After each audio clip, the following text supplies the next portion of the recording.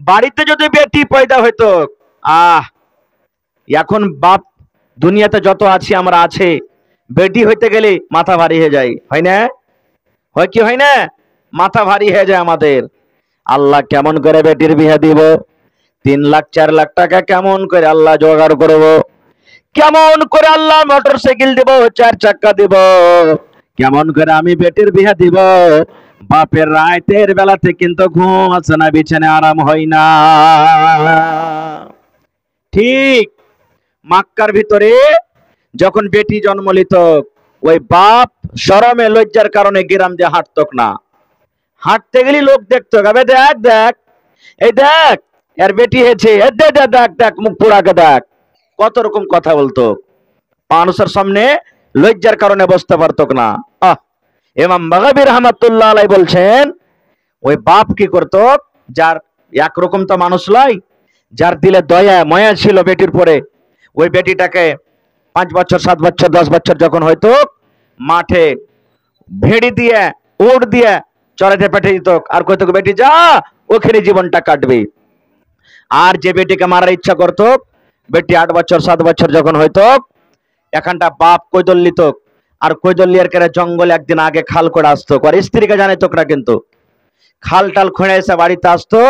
আইসা তখন বিবিকে কহিত, ওরে ভালোবাসা বিবি, হালে মারবা জায়েদার মা, ও খালেদার মা তুমি শুনে লাও, আমার খালেদা জীবনে পূর্ণিয়ার বাজার দেখেনি, চাম্পানগরের বাজার দেখেনি, নানির বাড়ি জীবনে দেখেনি। 8 বছর 9 বছর বয়স হয়ে গেল, সুন্দর করে খালেদাকে সাজিয়ে দাও, জামিলাকে সাজিয়ে দাও, আমি তাকে মেলা ঘুরতে আমি নিয়ে যাব।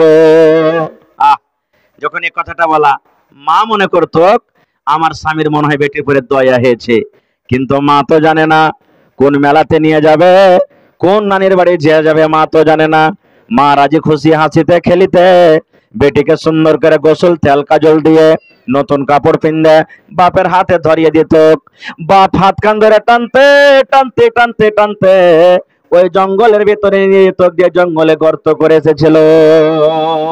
গা নাই বাড়ি নাই, বেটি বলছে আব্বা এদিকে তো কোনো মেলা কাকেরাম দেখতে পেয়ে না, তুমি কোনটা নিয়ে যাবে? এবার আব্বা বলতো, বেটি রে, এই জঙ্গল পার করে একটা জায়গা আছে, ওখানে মেলা লাগে, ওই মেলা তোমাকে নিয়ে যাব। মাসুম বাচ্চি কি জানে আমার বাপ কোথায় নিয়ে গেছে। এবার ওই জঙ্গলে যেখানে খাল করে এসেছে, খালের পাঞ্জরে নিয়ে যেত। যাওয়ার পর তখন বাপ বলতো, বেটি রে একটু তুই তাকিয়ে দেখ তো, মুখ বাড়িয়ে খালটা কত বড় আছে। হায় রে আল্লাহ, আহ কত জুলুম করতো। ইমাম বাগাবী রাহমাতুল্লাহ আলাইহি বলেন, বাপের কথা শুই না, ওই বেটে যখন এরকম ভাবে মুড়িটাকে বাড়িয়ে, চোখ বাড়িয়ে যখন গর্তের দিকে তাকায়, পিছন থেকে আব্বা জান পিঠে একটা এরকম ভাবে ধাক্কা দিয়ে বেটিকে গর্ততে ফেলে দিল। বেটি খালে পড়ে গেল, খালে পড়ে পড়ে কাঁদছে। আর বেটি বলছে, আব্বা তুমি কেন আমাকে ধাক্কা দিয়ে দিলে, কেন আমাকে খালে ফেলে দিলে? এবার আব্বা বলতে লাগলো, বেটি রে, যেদিন থেকে তুই জন্ম নিয়েছিস, যেদিন থেকে আমার বাড়িতে এসেছিস, তোর কারণে আমি গ্রামে কোনো মানুষের কাছে মুখ পাই না। গ্রামে আমাকে নানা রকমের কথা বলে, কেউ আমাকে গালি দেয়, কেউ আমাকে দেখে দেখে বলে এটা হলো বেটির বাপ, এটা হলো বেটির বাপ। এই জন্য বেটি রে, জীবনের মতো তুই আমাকে আব্বা আব্বা বলে ডেকেলে, আজকের পর থেকে আর আব্বা বলে আমাকে ডাকতে পাবি না। আজকে থেকে তুই আমার মুখ খানা আর দেখতে পাবি না। মাকে ডাকার মন থাকে মা মা বলে জীবনের মতন তুই ডেকেলে, কারণ আজকের পর থেকে মাকে আর তুই ডাকতে পাবি না। ওরে আল্লাহ, ওই বেটি খালে পড়ে পড়ে কান্দে, আর আব্বাকে বলে, আব্বা গো, তোমার বাড়িতে যদি আমার আসার কারণে তোমার মান সম্মান যদি ঘটে যায়, তোমার মুখখানটা যদি কালো হয়ে যায়, লোকেরা যদি তোমাকে গাল দেয়, তাহলে আমাকে খাল থেকে উঠিয়ে লাও। তোমার বাড়ি আমি আর জীবনে যাব না, তোমাকে আমি আব্বা বলে আর ডাকবো না, মাকে মা বলে আর ডাকবো না। আমার দুটা চোখ যেদিকে যাবে আমি চলে যাব, আমার জীবনটা কাটিয়ে দেব, কিন্তু আমাকে পুঁতিও না, আমাকে মেরে দিও না, তুমি দয়া করে গর্ত থেকে আমাকে উঠিয়ে লাও। এরকম ভাবে বেটি পড়ে পড়ে কাঁদতে থাকতো। হোক। ওরে সুবহানাল্লাহ, বাপ তার কথা না শুনে ওই জিন্দা জীবিত বেটিকে মাটি চাপিয়ে বাড়ি তার রওনা হয়ে যেত। আল্লাহর রহমতে কাজটা করি না, করছি কি করি না আমরা। আহ সুবহানাল্লাহ, নবীজি বেটির মান সম্মান কত বাড়িয়ে দিলেন। ওরে সুবহানাল্লাহ, আল্লাহর নবী বেটির মান সম্মান বাড়িয়ে দিলেন। দয়ার নবী বললেন, উম্মত রে, যার বাড়িতে দুটা বেটি জন্ম নিয়েছে, বেটি দুটা হোক, বেটি একটা হোক, তিনটা হোক, চারটা হোক, পাঁচটা হোক, বেটি বলে কোনোদিন মন ভারী করবেন না রে ভাই। নবী বলেছেন, যার বাড়িতে দুটা বেটি জন্ম নিয়েছেন, ওই বেটিকে শক্তি হিসাবে পড়িয়ে লেখিয়া সহগ আদর করে বড় করে যদি ভালো বাড়ি দেখে বিয়ে দিতে পারো, নবী বলেছেন ওই বেটির বাপ আর আমি নবী জান্নাতের ভিতরে যাব। এবার শুধু জান্নাতে নয়, নবীজি দুটা লোককে আঙ্গুলকে ইশারা করে দিলেন, আর ইশারা করে বলছেন, সাহাবীরা, এই দুটা লোক যেমন পাশাপাশি হয়ে আছে, পাঞ্জরে হয়ে আছে, আমি নবী আর ওই বেটির বাপ জান্নাতের ভিতরে এরকম পাশাপাশি হয়ে থাকবো। নারে তাকবীর, সুবহানাল্লাহ। আহ দেখবেন আপনার গ্রামে হয়তো মেলায় আছে এরকম, আল্লাহ তাবারাক ওয়া তাআলা কত দুনিয়াতে মানুষ করেছে এমন যে একটা সন্তান নাই, ছেলে পিলাই নেই, আছে না? দুনিয়াতে কত মানুষ আছে যে আল্লাহ শুধু ওকে বেটা দিয়েছে, একটাও বেটি নেই, এরকমও আছে। দুনিয়াতে এমন মানুষ আল্লাহ করেছেন যে ওর শুধু বেটি, একটা বেটা নাই। আর আল্লাহ তাবারাক ওয়া তাআলা বেটির কত ফজিলত দিলেন, নবী দিয়েছেন। আর আমাদের সমাজে যদি কোনো মানুষের চারটা পাঁচটা যদি বেটি হয়, বেটা না হয়, রাগের কারণে ওই স্ত্রীটাকে তালাক দিয়ে দিবে। এই তোর পেট থেকে শুধু বেটি হয়েছে, তোর মতন স্ত্রীকে রাখবো না। যা যায় ঝগড়া হলো, শুরু হয়ে গেল, শাশুড়ি বহুতে ঝগড়া শুরু হয়ে গেল, পাড়া পড়শিতে ঝগড়া শুরু হয়ে গেল, এ বেটি বিয়ানি, তোকে আল্লাহ বেটার মুখ দেখাবেন আর লিস্সে লাগানি, তোর পেট থেকে সাত খালি বেটি হবে। কত রকম ঘুচা মারামারি কথা। আহ যদি ওই জামানাতে কোন মায় লোকের সৌহার মারা যেত, পুরুষ মারা যেত, ওকে ডাহিন বলতো, এই ডাহিন খাকি, ই নিজের পুরুষকে খেয়ে নিলে, কত তার সাথে কষ্ট, তার সাথে কত রকমের ব্যবহার করত। ভাই, দুনিয়াতে কোনো এমন পাপ গুনাহ ছিল না যেই পাপ মক্কার লোকেরা করত না। এরকম টাইমে আল্লাহ তাবারাক ওয়া তাআলা কোরআন নাজিল করছেন। আর কোরআন নাজিল করছেন কিসের ব্যাপারে? পড়ার ব্যাপারে। আল্লাহ এ কথা বললেন না, হে নবী, যারা মদ পান করছে তারাকে মানা করে দাও।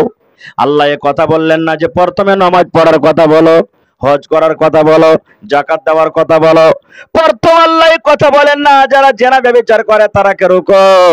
আল্লাহ রাব্বুল আলামিন যেটা সর্বপ্রথম আয়াত নাজিল করলেন সেটার নাম হলো ইকরা, মানে পড়ো, পড়ো। সুবহানাল্লাহ। যেই নবীর উম্মত আমরা, যেই নবীকে আল্লাহ তাবারাক ওয়া তাআলা সর্বপ্রথম যেটা ওহী করেছেন পড়ার ব্যাপারে, আজ আমরা মুসলমান সেই নবীর উম্মত সব কম থেকে পড়াতে পিছে আছি। পড়াতে পিছে নেই, আমরা পড়াতে পিছে আছি। আমাদের কাম কাজ কি? যেমন ভোরবেলা হলো, সকালবেলা হলো, কামে কাজে চলে গেলাম, সারাদিন কাম কাজ করে সন্ধ্যাবেলাতে বাড়িতে এলাম, যা বাড়িতে আছে জুটলো, খেয়ে নিলাম, ঘুমিয়ে গেলাম, কালকে কোন কামে যাব চলে গেলাম। কিন্তু ছেলে পেলেকে যে পড়াইতে হবে এই ভাবা চিন্তা আমাদের নাই, এই ভাবা চিন্তা আমাদের নাই। ভাই মুসলমান, ইলম ভিতরে থাকতে গেলে গ্রামে তারাক্কি হবে, এলাকাতে তারাক্কি হবে। আজ মনে করেন যদি আপনার বেটা মাস্টার হয়ে যায়, কাহর বেটা মাওলানা হয়ে যায়, কাহর বেটা ইঞ্জিনিয়ার হয়ে যায়, কাহর বেটা ডাক্তার হয়ে যায়, কাহর বেটা প্রফেসর হয়ে যায়, আল্লাহ দেবে ওই বাড়িতে নকরির টাকা আসবে, মানুষ ভালো কামাবে, ভালো বিজনেস করবে, মানুষের ভিতরে খুশহালি আসবে না আসবে না ভাই? অবশ্যই খুশহালি আসবে। কিন্তু আমরা মুসলমান এগুলো আমরা করতে পারি না বা করি না। যদি কোনো মানুষ চেষ্টা করে, মেহনত করে যে চলো ইলমের জন্য আমরা কিছু কোরবানি করব, ওকে 5 জন আবার লুঙ্গি পায়জামা ধরে টানবে পিছন দিকে, এইগুলা করে কি পাবি, এগুলা করে কি দরকার? জি না। দ্বিতীয় কথা, ভাইরে, এই যে ছোট ছোট বাচ্চাগুলো আপনার সামনে আছে, ইয়ারকে জীবনটা নষ্ট করিয়েন না ভাই। মায়েরা খালারকে দেখবেন বাড়িতে যখন কুঠি বানায়, কুঠি বানাইতে দেখেছেন সবাই বাড়িতে কুঠি আছে, কুঠি যখন কাঁচা থাকবে যেদিকে আপনি লাওয়া দিবেন ওদিকে লেপবে, হবে না হবে না, ওদিকে লেপবে। কিন্তু যখন ওই টাইমে ওই সময়তে যখন লেওয়া দিবে তখন লেপবে মায়েরা খালারা, যেদিকে ইচ্ছা করবে সেদিকে লেপবে। কিন্তু মাটিটা শুকিয়ে যাওয়ার পর ওকে টানাছড়া করতে পারবে পারবে না। এই মতো বাচ্চার গেদেমাক রে ভাই, এই মতো ছোট ছোট মেয়ে ছেলের গেদেমাক। আজ আর গেদেমাক কাচ্চা আছে, ভালো কথা ভরবেন দেমাকে, মেমোরিতে ভালো কথা দিবেন, ভালো কথা লোড হবে। আর যদি আর দেমাকে ভালো কথা না দিয়ে গান বাজনা ফিল্ম ভালো কথা না দিয়ে দুনিয়ার আবি যাবি কথা দেমাকে দিয়ে দেন, ওই বাচ্চার দেমাক নষ্ট হয়ে যাবে। এই জন্য ছেলে পিলাকে আদব দিতে গেলে প্রথমে বাপকে আদবওয়ালা হইতে হবে, ছেলেকে ভালো করতে গেলে প্রথমে বাপকে ভালো হইতে হবে। যদি আপনি চাহেন আমার ছেলে বিড়ি না খায়, প্রথমে আপনাকে বিড়ি খাইতে হবে না। যদি আপনি বলেন আমার ছেলে মদ না পান করে, প্রথমে আপনাকে মদ পান করতে হবে না। যদি বলেন আমার ছেলে যেন নমাজি হয়, প্রথমে আপনাকে নমাজি হইতে হবে। যদি বলেন আমার ছেলে যেন দানি হয়, প্রথমে আপনাকে দান করতে হবে। যদি বলেন দুনিয়ার সমস্ত বুড়া গুনাহ থেকে যেন আমার ছেলেটা বাঁচে, প্রথমে আপনাকে বাঁচতে হবে। আর আমরা কি জ্ঞান দিব, কি বুদ্ধি দিব? বিড়ি খাচ্ছি চলে মানবে, কি হয়েছে হে বাপ? ওই ঢাকনের পরে ওই ঢাকনের ওপরে বিড়ি থাওয়া আছে, একটা বিড়িটা নিয়ে তো কি বলবো আমরা, আব্দুল্লাহ রে ওই ঢাকনের ওপরে বিড়িটা আছে, বিড়িটা লিয়াই। ছেলেটা বিড়ি আনতে গেল, সালাই ঢুঁড়ে পায় না, বাপু হে সালাই পায় না। আবে আখা থেকে আগুন নাই, আখা থেকে ধরে লিয়াই না, আখা তো আগুন নিমে গেছে, কোন রকম ধুক ধুক ধুক ধুক করে একটু জ্বলছে। বাপু ধরে না যায়, ধর শাল আর বেটা তোকে কত শিখাবার দিয়ে না, এক টান দেখ ধরছে কিনা, ধরে গেল। গরমাদারের ভিড়ে চলে গেছে, হাতে কাদা মাদা লেগে আছে, মই টানতে টানতে মন খারাপ হয়ে গেছে, ব্রেন টনিক খাওয়ার মনে হয়েছে। ব্রেন টনিক বুঝেন? হ্যাঁ, খাইনির নাম আমি ব্রেন টনিক রেখেছি, মানে খাইতে গেলে আর ব্রেন সাপ, এক মেডিকেলে পাবেন ব্রেন টনিক। এই আব্দুর রহমান, এই দেখতো ওই ঝোলাতে খাইনি থাওয়া আছে, লিয়াই। দু ঘষা দিলে খেয়ে নিলে। এবার বলেন, ছেলেকে আপনি বিড়ি খাওয়ার তালিম দিলেন, ছেলেকে বিড়ি ধরাইতে বললেন, খাইনি লাগাইতে বললেন। এবার মুসলমান ওই ছেলের হায়া শরম আপনার সামনে থেকে উঠে গেল, ওই বাপ বলে আর আদর করবে না। আপনার ওই ছেলেটা 20 বছর 30 বছরকার যখন হয়ে যাবে, আপনি রাস্তা দিয়ে হাঁটবেন, বাড়িতে ঘুরবেন, এবার ওই ছেলেটাই তখন যার বাচ্চা হবে তখন বলবে তোর দাদুর পকেটে, তোর দাদুর ঘরে একটা একটা বিড়ি গালা আছে, বিড়ি গালা নিয়ে আয়। কিংবা কত ভাই এমন আছে চাচার কাছে বিড়ি চাইবে, চাচা একটা বিড়ি গালা দে। কত চাচা এমন আছে ভাতিজার কাছে বিড়ি চাইবে, এ ভাতিজা একটা বিড়ি গালা দে। কত বাপ দুনিয়াতে এমন আছে সুবহানাল্লাহ, বেটার কাছ থেকে বিড়ি চেয়ে চেয়ে খাবে, খাই না। এবার বলেন, এই ছেলেগালাকে দিয়ে যেগুলা কাম করাইলেন, এই ছেলেগালা তো মনে করছে হার বাপ যে আমাকে দিয়ে করাইলে তো মনে হয় এগুলা করতে হয়, ওই ছেলেগালাও তো করতে শুরু করে দিবে। তা আদো বলা কেমন করে হবে ভাই? কেমন করে আপনার কথা শুনবে? কেমন করে আপনার মান সম্মান করবে? জীবনে আপনার মান সম্মান করবে না। খো মানুষ একটা প্রশ্ন করে না যে বাড়ির গিথেন শাস্ত্রে যদি দাঁড় হয়ে পেশাব করে তো বহু পাক ঘুরে ঘুরে পেশাব করবে। আপনি এক কদম যদি বড় বাচ্চার সামনে বুড়াই করে থাকেন, বুড়া কাম করে থাকেন, ওই বাচ্চাটা বড় হয়ে আপনার আগে 10 কদম বুড়াই করবে, তখন সেদিন আপনি রুখতে পারবেন না। খো সুবহানাল্লাহ। আর একটা কথা বলি, ইব্রাহিম নবী বেটা চাইছেন আল্লাহর কাছে, মানে সন্তান, বেটা হোক কিংবা বেটি, দোয়া করছেন। আজ বিয়ে শাদী করছি আমরা, কয়টা লোক দোয়া জানছি যে ভাই, যে সন্তান চাইতে গেলে আল্লাহর কাছে দোয়া করতে হবে, এটাই আমরা মনে করছি। বিয়ে করে নিনু, নতুন বউর কাছে চলে গেল, থাকনো, সন্তান হয়ে গেল। জি না, দোয়া করতে হবে। যেমন হযরত ইব্রাহিম আলাইহিস সালাম 80-85 বছর বয়স, একটাও ছেলে পেলে হয়নি, আল্লাহর কাছে একদিন দোয়া করছেন। কি দোয়া?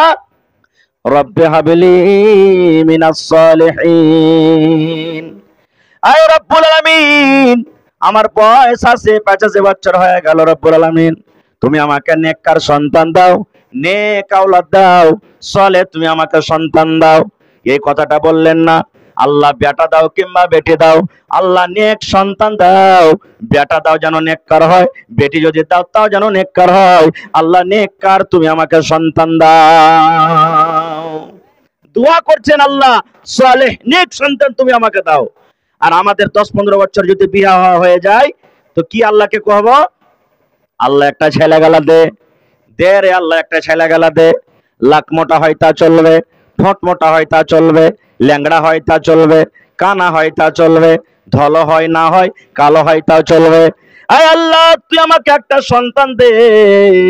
এই রে মুসলমান, এরকম দোয়া আল্লাহর দরবারে করতে হবে না। আল্লাহর রাসূল বলেছেন, যখন তুমি আল্লাহর কাছে চাইবা, ভালো জিনিস তুমি আল্লাহর কাছে চাও, কারণ তুমি খারাপ জিনিস আল্লাহর কাছে চাইবা, খারাপ যদি জিনিস আল্লাহ তোমাকে দিতে পারে, ওই জায়গাতে তুমি ভালো জিনিস চাও, আল্লাহ রাব্বুল আলামিন কেন তোমাকে সেই ভালো জিনিসটা দিবে না? ইব্রাহিম নবী দোয়া করলেন, রব্বি হাবলি মিনাস সালিহিন, আল্লাহ তুমি আমাকে নেককার সন্তান দাও।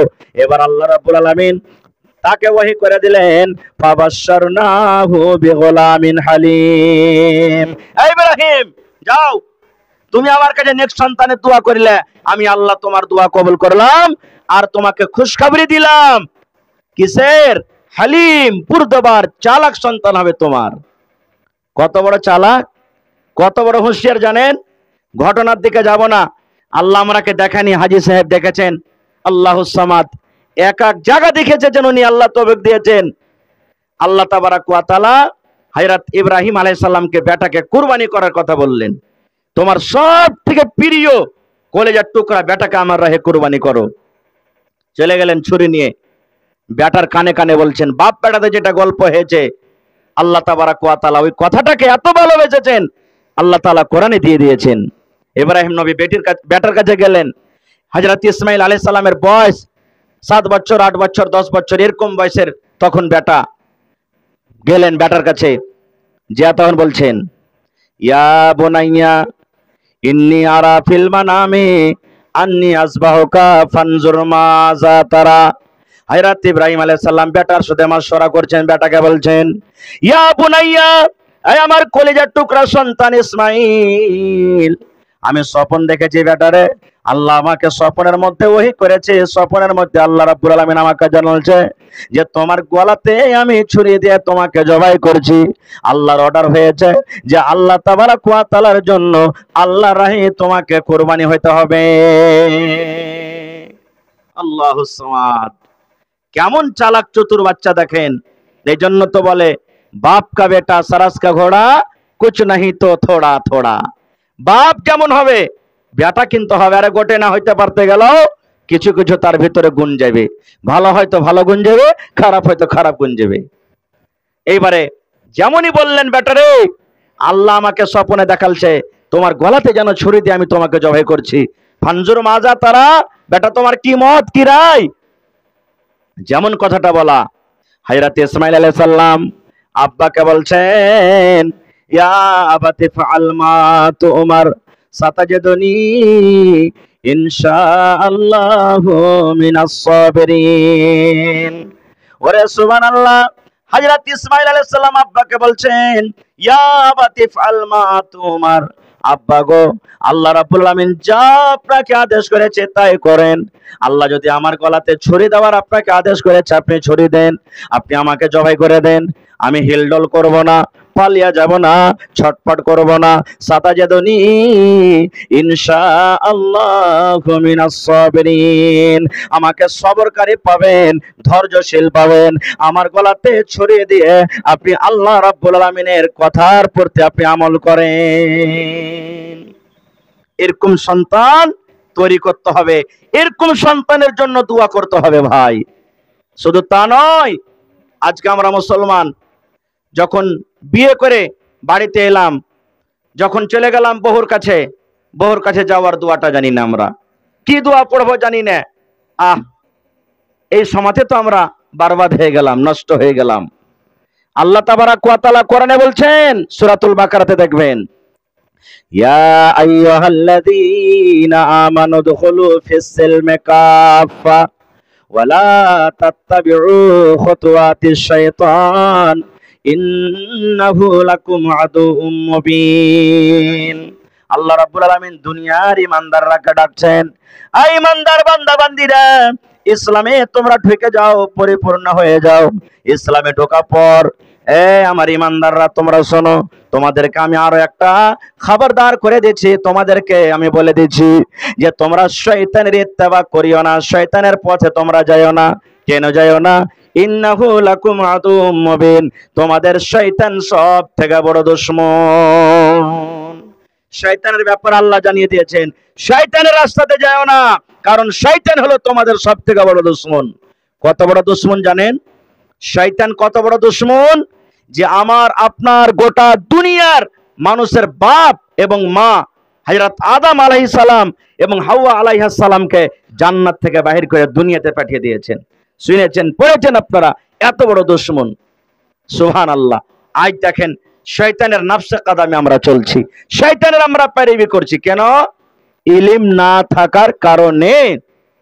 আল্লাহ রাসূল বলেছেন, হে আমার উম্মত শোনো, যখন তুমি নতুন বিয়ে করবে, নতুন বিয়ে করার পর প্রথম যেদিন তোমাদের বাসর ঘর হবে, বিবির কাজে জমেন যাইবে, তোমার স্ত্রী পালঙ্গে বসে আছে, খাটে বসে আছে, চৌকিতে আছে, তোমার জন্য ইন্তজার করছে। সালাম দিয়ে তুমি তোমার বিবির কাজে যাও, আর তোমার বিবির মাথার উপরে, কপালের উপরে যে চুল আছে, এই দুটা তিনটা চারটা চুল গলাকে তুমি ধরে নাও, আর ধরার পর তুমি একটা দোয়া পড়ো, আল্লাহুম্মা ইন্নী আসআলুকা খায়রাহা ওয়া খায়রা মা জাবালতা আলাইহি ওয়া আউযু বিকা মিন শাররিহা ওয়া শাররি মা জাবালতা আলাইহি।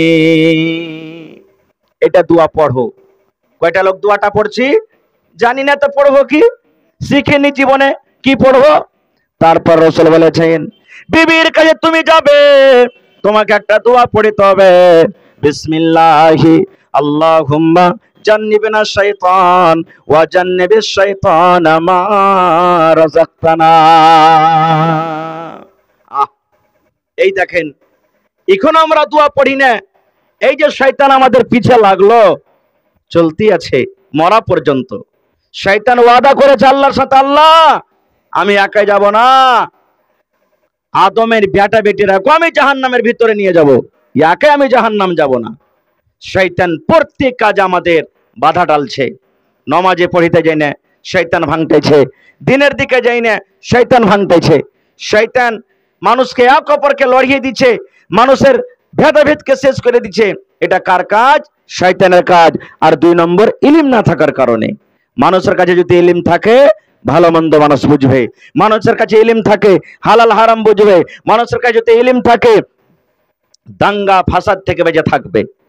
আল্লাহ তাবারাক ওয়া তাআলা কোরআনে বলছেন যে যারা জানে আর যারা জানে না, তারা কোনোদিন বরাবর হইতে পারে না। পারে? যারা জানে, যারা জানে না, ওরা বরাবর হইতে পারে না। রাত আর দিন যেমন সমান নয়, রাত যেমন অন্ধার বিনা লাইটে চলা যাবে না, তা কষ্ট। দিনের বেলাতে যে জায়গাতে ইচ্ছা চলে যাবেন, এই মতো যারা জানে এবং জানে না, এরকমই রাত দিনের মিসাল দিয়েছেন। আল্লাহুস সামাদ।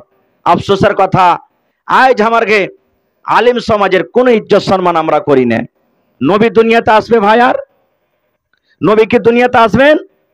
আসবেন না। আর নবীর কাম পুরা হয়ে গেছে, নবীর সিলসিলা আল্লাহ খতম করে দিয়েছেন। নবীদের কাজ কে করবেন? আল্লাহ রাব্বুল আলামিন কোরআনে বলেন, আল উলামা ওয়ারাসাতুল আম্বিয়া, ওলামারা হলো নবীদের ওয়ারিস। দুনিয়া তার নবী আসবেন না, নবীদের কাজ করবেন উলামা। আল্লাহ এত বড় পাওয়ার দিয়েছেন যে নবীদের নায়েব, নবীদের পরে উলামা কেরামকে আল্লাহ তাবারাক ওয়া তাআলা পাওয়ার মর্যাদা দিয়েছেন। কিন্তু আজ আমরা আলিম সমাজের কোনো ইজ্জত করি না। আমি কয়দিন হলো একটা পেপারে পড়লাম, এখনো মনে হয় স্ক্রিনশট নিয়ে আমার মোবাইলে আছে। সাউথ আফ্রিকাতে একটা ইউনিভার্সিটি আছে, সাউথ আফ্রিকাতে একটা ইউনিভার্সিটি আছে। ওই ইউনিভার্সিটির গেটে বড় করে লেখা আছে যে কোনো কমকে যদি তুমি ধ্বংস করতে চাও, তো প্রথমে ওর আলিমকে বদনাম করো, ওর পণ্ডিতকে বদনাম করো, ওর মৌলবীকে বদনাম করো। কোন কমকে যদি হালাক বারগার করতে চাও, কোন ধর্মকে যদি তুমি মিটাতে চাও, প্রথমে ওর যেটা আলিম আছে, পণ্ডিত আছে, ওকে তুমি বদলাম করো। ওকে তুমি যখন বদলাম করে দিবে, তুমি ভাতা পেয়ে নিবে। আজ দেখেন গোটা পৃথিবীতে কি মুসলমান কি গায়ের মুসলমান সবাই আমরা ইসলাম ধর্মের পিছে পড়ে আছি, আলিমের পিছে পড়ে আছি। আলিম যদি একটা ভুল করে দেয়, এই লেগে গেল সবাই আর পিছে। হ্যাঁ মুলবি এরকম করে দিলে ওরকম করে দিলে। ভাই মুলবির এত কোনো ফেরস্তা লয় না, ফেরস্তা? ফেরস্তা কি? ফেরস্তা লয়, ওরাও মানুষ। এই জামানার আলিম থেকে সাহাবায়ে কেরামের আমলটাকে খোঁজেন। ওরে আল্লাহ, যার ব্যাপার আল্লাহ কোরআনে বলছেন রাজিয়াল্লাহু আনহুম ওয়া রাজু আনহু। আল্লাহ তার আমল দেখে রাজি, আর আল্লাহর হুকুমে ওরা রাজি। সেই সাহাবীরকে তারা থেকেও ভুল হয়েছে। কেমন ভুল? যেমন আজ বসে বসে জালসা শুনছেন, নবীর জামানাতে একটা মজলিস লেগে আছে, সাহাবায়ে কেরাম বসে আছেন, নবীজি বসে আছেন, আর মাইজ বিন মালিক রাদিয়াল্লাহু তাআলা আনহু একটা সাহাবী। মাইজ, মালিকেরা শুনবেন, হ্যাঁ, দৌড়াইতে দৌড়াইতে দৌড়াইতে নবীজির কাছে চলে এলেন। সহিহ হাদিস।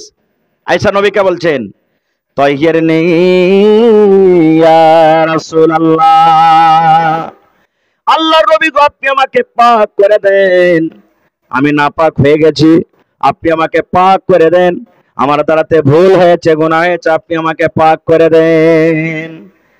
নবীজিকে ডাহিন দিক থেকে আয়েশা বললেন, নবীজি মুড়িটাকে ঘুরিয়ে নিলেন এদিকে, হ্যাঁ যাও খেপা যাও, তুমি বাড়ি যাও। সব সাহাবী কিন্তু শুনছেন। এই একটুখানি দূরে যায়, ফের বাঁদিকে এসে বলছেন, তাহিরনি ইয়া রাসূলুল্লাহ, আল্লাহ রাসূল আপনি আমাকে পাক করে দেন, নবী গো আমি ঘুরে যাব না। নবীজি পাক করে দেন। ফের নবীজি ডাহিন দিকে মাথাটা ঘুরিয়ে নিলেন, আবার এমন থেকে এসে বলছেন, তাহিরনি ইয়া রাসূলুল্লাহ, আল্লাহ রাসূল গো আপনি আমাকে পাক করে দেন। কি দিয়া পাক করতে হবে? পাথর দিয়া মেরা মেরা মেরা মেরা রজম করে দেন, ইট দিয়া মেরা মেরা রজম করে দেন, ঢেল দিয়া মেরা মেরা আমার জীবনটাকে শেষ করে দেন, আপনি আমাকে পাক করেন। এত বড় গুনাহ করেছি, আপনি আমাকে পাক করেন। 3 বার 4 বার যখন হয়ে গেছে, ও যাইটি চাহে না, তখন নবীজি বলছেন যে কি করেছো তুমি? বলছে জানাই তো, আমি জিনা করেছি। আমি কি করেছি? জিনা করেছি। নবীজি তখন বলছেন যে জিনা কাকে বলে তুমি কি জানো? জিনা কাকে কহে তুমি জানো? বলছে জি নবীজি, আমি জানি জিনা কাকে কহে। এই দেখেন, এই জামানাতে যদি একটা বেটি ছেলে খালি গল্প করে লাই, হয়ে গেল ভোড়কা বিচার বসিয়ে দেবে। আমি গল্প করছিল, আর কত কি দেখেছি, এসে একবারে ভোড়কা বিচার বসে গেল। তা হাকিক দেখেন, নবীজি বলছেন জিনা কাকে বলে জানো? জি জানি। এবার নবীজি একটা সাহাবীকে বলছেন, এর মুখখানটা সিংহে দেখো তো জি, ই নাসা ফাসা তো খাইনি, এ নাসাতে অডভট বকছে, মুখখানটা সিংহে দেখো। একটা সাহাবী মুখখানটা সিংহে দেখে বলছেন যে আল্লাহ রাসূল কিচ্ছু আছে না, কোনো দুর্গন্ধ আছে না, নাসা ফাসাও খাইনি। এবার দেখেন নবীর ফয়সালা। এবার নবীজি সে সাহাবীকে বলছেন, তুমি জিনা করেছো? জি জিনা করেছি। এবার ওই সাহাবী বিবাহিত ছিলেন। আল্লাহ রাসূল বললেন, সাহাবী রে, এই মাইতকে নিয়ে যাও, ওই মাঠে নিয়ে চলে যাও, ওই ময়দানে নিয়ে চলে যাও, আর একে পাথর দিয়ে মেরে মেরে মেরে মেরে তাকে রজম করে দাও, একে পাথর দিয়ে মেরে মেরে তার জীবনটাকে তোমরা শেষ করে দাও। যাও মাইতকে মেরে শেষ করে দাও। চারিদিক থেকে মারতে শুরু হয়ে গেল, মারতে শুরু হয়ে গেল। ও ওকে ঢাল মারে, ওমান থেকে পাথর মারে, মধ্যখানে ও, চারিদিক থেকে গোল হয়ে মারতে মারতে মারতে মারতে শুরু করে দিলেন। একজন সাহাবী উটের একটা জাবড়া পেয়েছে, আমিও তাকে মারবো। ওই উটের জাবড়াটা দিয়ে তার মাথাতে এমন জোর করে একটা আঘাত দিয়েছি, মাথা ফুটে মাথা ফেটে সুবহানাল্লাহ, রক্তটা একবারে খুব লম্বা ভাবে তার গায়ে পড়ে গেছে। যখন জানোয়ার জবাই করবেন দেখবেন একটা সুরকি মারে না, জানোয়ার যখন জবাই করবেন একবারে লম্বা ভাবে সিরিঞ্জের মতন মেরেছে, যে ওকে এত জোরে ওর রক্ত ছুটে এসে গতরে লেগে গেছে। তখন সে সাহেব বলছে না, ওই নাপাক রক্ত আমার শরীরে লেগে গেল। নবীজির কানে কথাটা কিন্তু চলে গেল। আল্লাহ রাসূল সাল্লাল্লাহু আলাইহি ওয়াসাল্লাম সে সাহাবীকে বললেন, ওরে আল্লাহর বান্দা, মায়েজকে তোমরা খবরদার গালি দিও না, মায়েজকে তোমরা গালি দিও না। মায়ের জানে আমি নবীর দরবারে যদি ইকরার করে নি জেনা করেছি, আমাকে পাথর দিয়ে মেরে মেরে মেরে মেরে রজম করবে। মায়ের যদি গুনাহটা লুকিয়ে দিতে পারত, মায়ের যদি না কাউকে না বলতে গেলে ওর গুনাহটা কেউ জানতে পারত না আল্লাহ ছাড়া। এত বড় শাস্তি জানা সত্ত্বেও আমাকে পাথর দিয়ে মেরে মেরে শেষ করবে, এত বড় সাজা জানা সত্ত্বেও আমাকে এসে বলছেন ইয়া রাসূলুল্লাহ আপনি আমাকে পাক করে দেন, আপনি আমাকে পাক করে দেন। এত আল্লাহর দরবারে তার তওবাটা কবুল হয়েছে। আল্লাহ क्या তার আমলটা এত ভালো লেগেছে, আল্লাহর দরবারে এমন খালিস নিয়াতে তওবা করেছে। ওর তওবাখানা যদি এই মদিনার ভিতরে ৭৭টা গুনাহগার পাপী বান্দাদের মধ্যে যদি ভাগ করে দেওয়া হয়, আল্লাহ রাব্বুল আলামিন তার তওবার কারণে ওই গুনাহগার গালাকে আল্লাহ মাফ করে দিবেন। সুবহানাল্লাহ। দেখেন তাদের দ্বারা তো ভুল হয়েছে, পাপ হয়েছে, কিন্তু না, আজ আমাদের দ্বারাতে যদি ভুল হয়ে যায় চলছে ১.৫ ঘন্টা ২ ঘন্টা ভর তার ব্যাপারই চলছে। মাওলানা শামীম আখতার সাহেব এসার আগে ওয়াজ করছিলেন, একটা আয়াত তিনি তেলাওয়াত করেছিলেন কি, যখন জান্নাতেরা জান্নাতে যাবে, জান্নাতীরা নিজের কুরসিতে বসে থাকবে, চেয়ারে বসে থাকবে, আর জাহান্নামীরা ওর আগা দিকটা জাহান্নামের আগুনে চলে যাবে। যখন যাইবে তো চিনার জানার মানুষ, এটা তো সুলেমান, এটা তো হলো কালাম, এটা তো অমুক, এটা খালেদা জায়েদা, সব চিনার জানার মানুষ। ওরা যখন জাহান্নামের ভিতরে পাঞ্জর দিয়ে যাবে, তখন ওই জান্নাতীরা জাহান্নামীরাকে বলবে, রে জাহান্নামী ভাই, তোমরা দুনিয়াতে কি আমল করেছিলে, কি তোমরা পাপ করেছিলে রে ভাই, কোন আমল করার কারণে আজ আল্লাহ তোমাদেরকে জাহান্নামের আগুনে দিয়েছে, আজ তোমাদের এলান হয়েছে তোমরা জাহান্নামের আগুনে গেছো। ভাই রে, তোমরা কি এমন দুনিয়াতে পাপ করেছিলে, সে পাপের কারণে আল্লাহ রাব্বুল আলামিন তোমাদেরকে জাহান্নামের আগুনে দিয়েছেন। কালু, সেই দিন জাহান্নামীরা বলবে যে ভাইরা শোনো, কেন আমরা আজকে জাহান্নামে যাচ্ছি? ১ নম্বর কারণ বলবে আমরা দুনিয়াতে নামাজি ছিলাম না, দুনিয়াতে নামাজি ছিলাম না। ২ নম্বর কারণ বলবে মিসকিনকে আমরা জীবনে কোনোদিন খানা দিতাম না, ইয়াতিমের কোনোদিন মদত করেনি, তলেবে ইলমের কোনোদিন মদত করেনি, আড়ি মশাতের কোনোদিন মতামত করেনি, আমরা গরিব লোক দুঃখের কোনোদিন মদত করেনি। গ্রামের টেম্পু চলে এসেছে কালেকশনে, কত কত রকম করে গাল দিয়েছি, কিন্তু এক মুঠ তাকে দানা দেনি। ওরে আল্লাহ, সেই দিন বলবে কোন মিসকিন ফকিরকে আমরা খানা দেইনি। ৩ নম্বর বলবে ওয়াকুন্না নাখুযু মাআল খায়জিন, যারা বেহুদা কথা বলে তার ক্ষেত্রে বলে আমরাও বেহুদা কথা বলেছি, গীবত করেছি, চুগলখড়ি করেছি, ইয়া কফর ইজ্জতকে মার্ডার করে দিয়েছি, এগুলাই শরীয়ত বিরোধী কথা বলেছি। সুবহানাল্লাহ। ৪ নম্বর কারণ বলবেন যে আমরা কিয়ামত বলে মিথ্যা কথা বলেছি। আজ মানুষ কইছে কে দেখেছে জান্নাত আর জাহান্নাম, কে দেখেছে কবর, মরবো তখন ওগুলো দেখা যাবে, এগুলাই বলে বলে আমরা পার হয়ে যাচ্ছি ভাই। কিন্তু বলেন তো, যারা মইরা কবরে চলে গেছেন ওরা কি দুনিয়া তার আসবে? আসবে? ওরকে খবর কি পাওয়া যাচ্ছে? লন্ডনের খবর আছে, আমেরিকার খবর আছে, সৌদি আর খবর আছে, দুনিয়ার খবর চলে আসে মুসলমান। কিন্তু আজ পর্যন্ত কত মা মরে গেছেন, কত আব্বা মরেছেন। এখানে ২ জন বড় বড় মাওলানা, আলহাজ সাদামণি নানা আমার আর মাওলানা আব্দুল লতিফ নানা আমার দুনিয়া ছেড়ে চলে গেছেন। কতদিন হয়ে গেল, আজ পর্যন্ত তার খবর আসে না। আছে কি?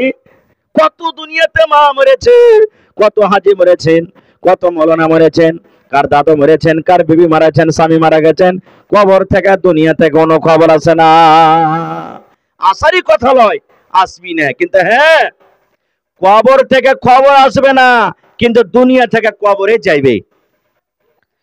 দুনিয়াতে খবর আসবে না, কিন্তু দুনিয়ার কিছু জিনিস কবরে পৌঁছবে। যেমন আল্লাহ রাসূলের হাদিস, ইযা মাতাল ইনসান, মানুষ যখন মরে যায়, মা মরে গেল, বাপ মরে গেল, দাদু মরে গেল, নানি মরে গেল, ইনসান মানুষ, মৌলানা মরে গেল, দুনিয়াতে যখন মানুষ মরে যায় তার সমস্ত আমল বন্ধ হয়ে যায়, আমলের সিলসিলা শেষ হয়ে যায়, আর কিন্তু সে নেকি পাবে না। বেঁচে থাকা কালে নেকি হয়েছে, আমল করেছে, মরার পর আমল বন্ধ হয়ে যায়, কিন্তু নবী বলেছেন উম্মত রে, তিনটা জিনিস এমন আছে, তিনটা কাজ এমন আছে, মরার পর ওই কবরে কিন্তু সেই নেকি বন্ধ হয় না। অনলাইন যেতে থাকে, অনলাইন পৌঁছতে আছে। তিনটার মধ্যে কি? একটা হলো সাদকায়ে জারিয়া। সাদকায়ে জারিয়া, মসজিদ বানিয়ে দিয়েছেন, 1 টাকা দিয়েছেন, 1000 দিয়েছেন, 5000 দিয়েছেন। মাদ্রাসা বানিয়ে দিয়েছেন, 1 টাকা দিয়েছেন, 1000 দিয়েছেন, 5000 দিয়েছেন। ওরে সুবহানাল্লাহ, যতদিন মসজিদে লোকেরা নামাজ পড়বে, মাদ্রাসা যতদিন চলবে, বাচ্চারা পড়বে, আপনি ময়রা কবরে চলে গেছেন, ইয়ার নাম হলো সাদকায়ে জারিয়া। আমার মৌলানা বেগমপুরে মাদ্রাসা আবাদ করে দিয়েছেন। আজ বেঁচে আছেন, কাল দুনিয়া থেকে চলে যাবেন। আবাদ হতেই আছে, কবরে নাকি পৌঁছতেই আছে, পৌঁছতে থাকবে ইনশাআল্লাহ কিয়ামত পর্যন্ত, বন্ধ হবে না। এর নাম সাদকায়ে জারিয়া। 2 নম্বর, ওয়ালাদুন সালিহুন ইয়াদউ লাহু, নেক সন্তান দুনিয়াতে ছেড়ে চলে গেছেন, বেটা নেককার, বেটিও নেককার, বেটা নামাজি, বেটিও নামাজি, কোরআন পড়িতে জানে, দিন জানে, শরীয়ত জানে, মা বাপ কবরস্থিত আছে। ওই সন্তান যখন আল্লাহর দরবারে দোয়া করবে, মাবুদ রে, আমার মা বাপ দুনিয়াতে নাই, কবরে চলে গেছে, জানি না মাওলা মা বাপ কবরে কি হালাতে আছে। আল্লাহ, আমার মা বাবার জন্য আমি দোয়া করি, জীবনে যদি কোনো গুনাহ করে থাকে মাফ করে দাও। আল্লাহ, আমার মা বাবার কবরে তুমি জান্নাতে বিছানা দিয়ে দাও। কিংবা মা বাবার জন্য যখন দান করবেন, মাওলানা মায়ের জন্য 500 টাকা দিলাম, 5000 দিলাম, 5 টাকা দিলাম, একটু আমার মায়ের জন্য দোয়া করে দেন। আল্লাহ রাব্বুল আলামিন তার কবরকে কোষাদা করে দিবেন। আল্লাহ জান্নাতের বিছানা বিছিয়ে দিবে, কবরে জান্নাতের খিড়কি খুলে দিবে। এবার লোকটা বলবে, আল্লাহ, কি এমন দুনিয়াতে আমি আমল করেছিলাম, কি কারণে আমাকে কবরের ভিতরে আরামে রাখা হয়, আমার জন্য এত ফ্যাসিলিটি দেওয়া হলো। আল্লাহ বলবেন, বান্দারে, তোর দুনিয়াতে নেককার বেটা বেটি ছিল, তোর জন্য দান করেছে, কিংবা তোর জন্য দোয়া করেছে। আমি আল্লাহ রাব্বুল আমিন ওয়াদা করেছিলাম, নেককার সন্তান বেটা বেটিরা যদি মা বাবার জন্য দোয়া করে, দান করে, আমি তার দানটাকে কবরের ভিতরে আমি পৌঁছে দিব। আজ তোর বেটা বেটি দুনিয়াতে দান করেছে, আজ তোর বেটা বেটি তোর জন্য দোয়া করেছে, ওই নেকিটা আমি আল্লাহ রাব্বুল আমিন তোমার কবরে পৌঁছে দিলাম। সুবহানাল্লাহ। তাহলে দুনিয়াতে যদি বেটা বেটিকে না পড়ায়, নিজে যদি খাড়ো হয়ে পেশাব করে, নিজে দোয়া করতে না জানে, তো মা বাপের লেগে দোয়া করতে পারবে ভাই? পারবে কি? জীবনে পারবে না। এই লেগে দুনিয়ার জীবনটা কতদিনকার জীবন, একটাও বেটাকে কমসে কম মুলবি করে যান রে ভাই, একটাও বেটাকে কমসে কম মুলবি করে যান। এটা গর্ব করেন যে আমার বেটা জীবনে আমার কাম দিবে না দিবে, যেদিন মরে যাব সেদিন তো কমসে কম জানাজার নামাজটা পড়াইতে পারবে, আমার বেটা তো জানাজার নামাজটা আমার পড়াইবে, এই জিনিসটা করেন। কিন্তু এখন পর্যন্ত আমরা ইলিমে পিছে আছি, তালিমে পিছে আছি। মেলাই লোকে কথাটা কহে যে মাদ্রাসা লাইনে বাচ্চাকে পড়িয়ে কি করবো বে, মাদ্রাসায় তো হলো ফকিরা ইলিম, মাদ্রাসাতে পড়িয়ে কি করব? এ ভাই, দুনিয়া কি বলছে বলতে দেন, দুনিয়ার দিকে আপনি যায়েন না। আজ দেখেন মোটামুটি 2000 2500 বিপিএসসি পাস করা মুলবি সাহেব শুধু বর্গে নকরি হয়ে গেল এই মাদ্রাসার ডিগ্রিতে। মাদ্রাসার ডিগ্রিতে নীতিশ কুমারকে ধন্যবাদ জানাই, সুবহানাল্লাহ, যে মাদ্রাসার ডিগ্রিকে গ্রহণ করলেন। আর ভালো ভালো স্কুলে, কেউ মিডল স্কুলে, কেউ হাই স্কুলে, কেউ প্লাস 2, কেউ প্রাইমারিতে আজ 50,000 60,000 টাকা মাস বেতন তুলছে। কেন? এই মাদ্রাসারই ডিগ্রি ভাই। এই জন্য জীবনে কোনোদিন মাদ্রাসাকে হেকারত করবেন না। যেখানে মাদ্রাসা আছে মান সম্মান আছে, মাদ্রাসা আছে দিন বেচা আছে, মাদ্রাসা হলো ইমানের কিলা, মাদ্রাসা হলো ইমানের জড়, মাদ্রাসা হলো আমাদের ইসলামের খৈন। মাদ্রাসা না থাকলে ভাই আমরা বরবাদ হয়ে যাব, নষ্ট হয়ে যাব। এই জন্য মাদ্রাসাকে ভাই জিন্দা রাখতে হবে, আমাদেরকে মাদ্রাসাকে চালাইতে হবে। বিনা মাদ্রাসাতে আমরা এক কদম আগে বাড়তে পারবো না। খুব এক এমবিবিএস ডাক্তার, এক এমবিবিএস ডাক্তার, বড় ডাক্তার, এমবিবিএস মানে বড় ডাক্তার, বাপ মরে গেছে। ইমাম সাহেব বলছেন ডাক্তার সাহেব তোমার বাপের জানাজা তুমি পড়িয়ে দাও।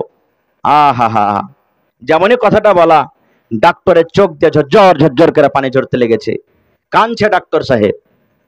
এবার মাওলানা বলছেন, ডাক্তার সাহেব কেন কান্দো, কি কারণটা?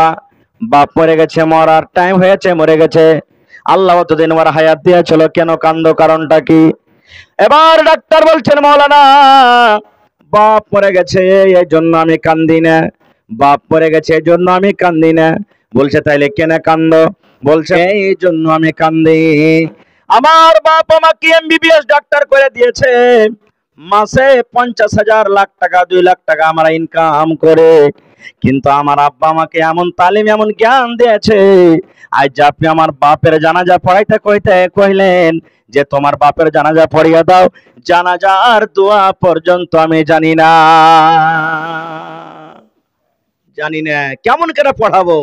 আজ মেলাই ভাই স্কুলে ছেলে পিলাকে পড়াই, আর কহে যে মাওলানা সাহেব স্কুলে দিনের পড়া হয়, খুব ভালো দিনের পড়া হয়েছে, কোরআন পড়াইছে, ফজরবাদ এই পড়াইছে ওই পড়াইছে, কতখানি পড়াইছে কোরআন, শুধু খালি পড়াটা শিখিয়ে দিবে, মানে মতলব বুঝাবে না।